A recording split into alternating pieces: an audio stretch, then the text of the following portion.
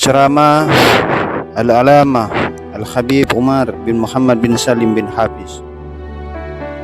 Ingatlah Ali Ar-Ridha, Ibnu Musa Al-Kazim, Ibnu Ja'far As-Sadiq, ketika ia datang pada suatu perkumpulan dan para penduduk setempat datang untuk melihatnya. Ketika sampai, beliau keluar kota dan saat itu beliau mengenakan penutup wajah. Kemudian mereka memintanya untuk membuka penutup wajahnya. Akhirnya ia pun membuka penutup wajahnya yang dipenuhi dengan cahaya. Kemudian para hadirin menjadi pecah dengan tangisan. Kemudian para hadirin meminta kepadanya, ceritakanlah kepada kami satu hadis dari ayah dan kakek-kakek engkau. Kemudian beliau pun menceritakan, qala hadatsani Musa Al-Kazim, aku meriwayatkan dari ayahku Musa Kazim. Qala hadatsani Abi Ja'far As-Sadiq, dari ayahnya Ja'far As-Sadiq.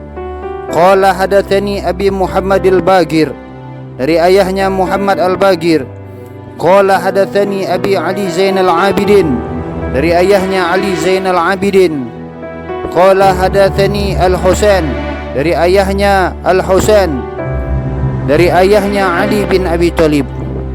An Rasulullah sallallahu alaihi wasallam, anillahi ta'ala, bahwasanya ya Allah Subhanahu wa taala berfirman. Pada riwayat lain disebutkan dari Jibril dan Mikail, anillahi ta'ala annahu qala la ilaha illallah hisni. Kalimat la ilaha illallah adalah bentengku. Waman qala la ilaha illallah dakhala hisni. Barang siapa yang mengucapkan la ilaha illallah akan masuk ke dalam bentengku. Waman dakhala hisni amina min azabi. Dan siapa yang masuk ke dalam bentengku maka ia akan terjaga dari siksaku.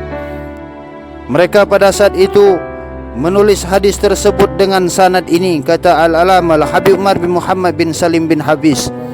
Dan para hadirin pada saat itu yang berjumlah 20.000 orang yang di luar kota menyiapkan wadah tinta. Mereka yang siap menulis dengan tinta-tintanya. Mereka tidak memiliki pena seperti yang kita miliki dengan harga yang murah ini, kata beliau Al-Alamah Al-Habib Umar bin Muhammad bin Salim bin Hafiz. Mereka hanya memiliki ranting dan potongan kayu serta wadah dan tinta untuk menulis. Hadir pada pertemuan itu 20.000 orang dan mereka menulis sanad tersebut.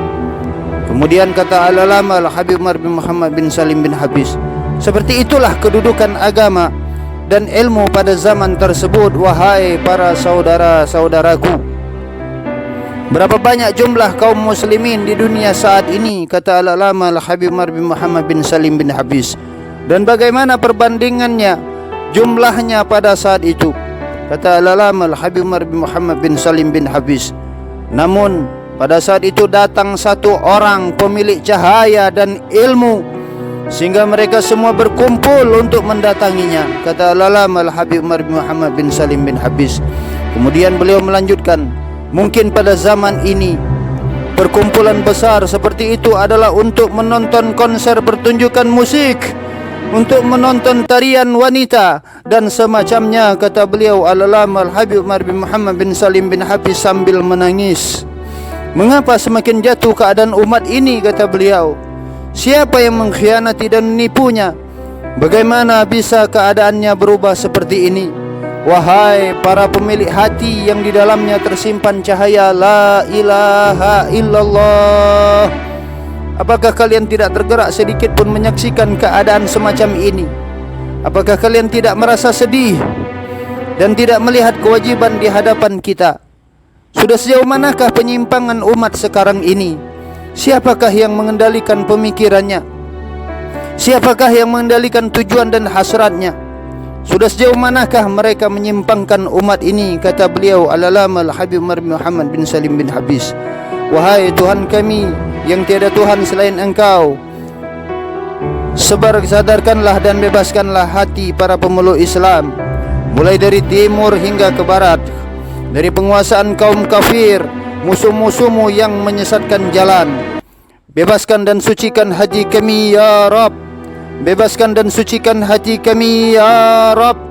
Beliau Al-Alam Al-Habib bin Muhammad bin Salim bin Hafiz berdoa, sebarkanlah kalimat la ilaha illallah kepada hati yang belum mengucapkannya, supaya dapat mengucapkannya. Ya Allah, Ya Allah, Ya Allah.